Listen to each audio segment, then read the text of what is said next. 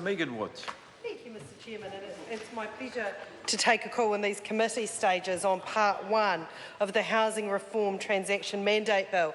And of course, if other speakers have described this as the legislation that puts in place the legislative apparatus for this government to be able to sell off state houses, first of all in Tauranga and Southland, but that of course is a preliminary to doing it further without the country. And Mr Chairman, I've been listening very closely to a number of the contributions, and very sensible contributions they have been from a number of colleagues, and there's a number of questions that I'd like to put to the Minister and the Chair, and I would like the Minister to answer because these have failed. Dennis O'Rourke brought up and asked a very sensible question around some kind of clarification around where it was that the proceeds from the sale of these houses was going to sit.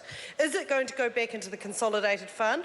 Will it be used exclusively for housing? Where exactly will that money be, and where will it be used? One of the other questions that I'd like the Minister and the Chair to address, if she's got time in between discussing the flag, is who is currently being lined up to purchase these houses, because I think that cuts very much to the smoke and mirrors that this government has hidden behind when it comes to this legislation. The policy has been an absolute dog from the word go. The government changes its mind every couple of months on it, and they're making it up as they go along. And as the Honourable Annette King pointed out, this is very much evidenced in the regulatory impact statement. Those bits of the regulatory impact statement, of course, that we can read and aren't redacted, great bits of it. Of course, people making decisions about legislation aren't actually allowed to see the official advice that is being received. But first of all, we had National saying it was about building up local communities and housing groups, and that the government only wants to sell to large interests who can buy hundreds of property, effectively eliminating local groups. National said the Salvation Army and iwi were keen to buy into these groups, but the Sallies don't want them.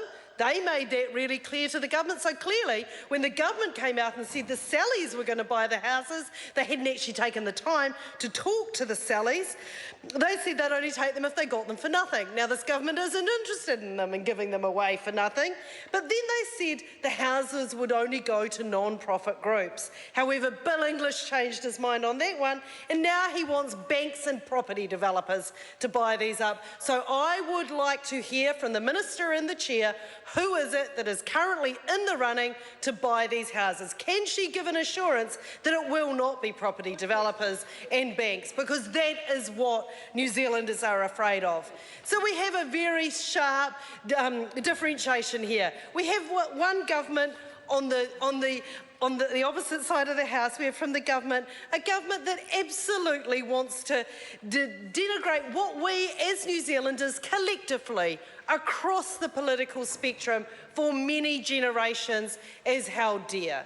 And that is that New Zealanders have a right to housing, and that the state should be an active player in New Zealand's access to housing. From Seddon right through to Savage to Kirk to Longi to Clark, that Labour governments have stood for this. It is absolutely critical of what we believe.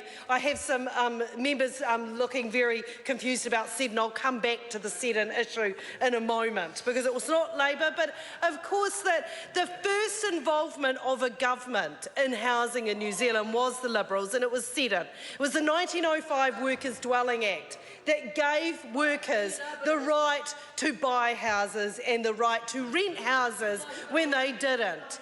The 1905 Act and the 1910 Act were absolutely fundamental in terms of access to housing in this country. And in fact, as far be it from me to correct the Honourable Annette King when she claims the first state house in her electorate might have been part of the first tranche of the 1930 state houses, but one of the first houses built in this country that the state assisted people into was at 23 Mandeville Street in Riccarton, which of course is in the Wigram electorate, that I would just like to point out. But this goes back and cuts very much that governments throughout our history in this country have believed in the New Zealand dream. They have believed that New Zealanders need access to housing, and that they should be part of helping New Zealanders into homes, be that through homes that they rent or homes that they buy. Mr Chairman, I am going to call Megan Woods again, but I am going to remind her that we are on the committee stages of this bill, debating part 1. Clause 4 should not be a hard clause to debate, but the member has to somehow link her comments to the particular part of the bill. Megan Woods. Thank you, Mr Chairman, and your direction is appreciated as always. And I would like to talk specifically to Clause 4 in Part 1 of this legislation. Clause 4 being, of course, the clause that inserts the power for the Minister to exclusively administer land declared subject under this legislation. This gives extraordinary powers to ministers in order to be able to sell off this land. Of course, the right of ministers and the ability to ministers does not exist without us putting in play this legislation.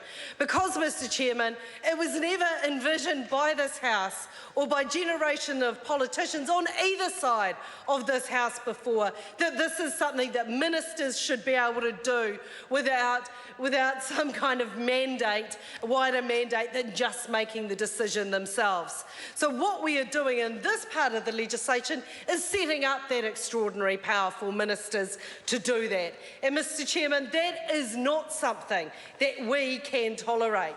It is not something that we see as part of the Kiwi dream. And under this government, that dream is slipping away. And nowhere is it more evidence than in Clause 4 of this piece of legislation, when this is a government that is having to turn away more than 100 years of history in this country of both parties' commitment to housing. This is a government that is absolutely giving up on that Kiwi dream, that is putting in place special provisions so it can literally sell off that Kiwi dream and abandon it, and that is not something that we should tolerate. If you compare Clause 4 of this legislation to this side of the House, that Andrew Little started off the year setting out a very clear agenda about how it is that New Zealanders can take part in the Kiwi dream. He didn't spend his time talking about how we could put in place special powers for people to sell off part of that dream. And Mr Chairman, that is not acceptable. It is not something we on this side of the House can tolerate. And I would return to the questions that I have put to the Minister and the Chair that we would like to know in terms of what it is that these special powers that are provided for, what will happen to the money, where is it going to go? Is it being dedicated for housing? Will we see more housing as a result of it? And can she give us that assurance? Who is going to purchase these properties? Is it as the Prime Minister and the Minister of Finance initially announced? Is it going to be to NGOs in iwi, or are there property developers and bankers lining up for their slice of the New Zealand dream and denying ordinary New Zealanders their right to it? So, Mr Chairman, I'd like to see the Minister get up on her hind legs, wave the flag a little bit and give us some answers. And Mr Chairman, Labor does not support this legislation.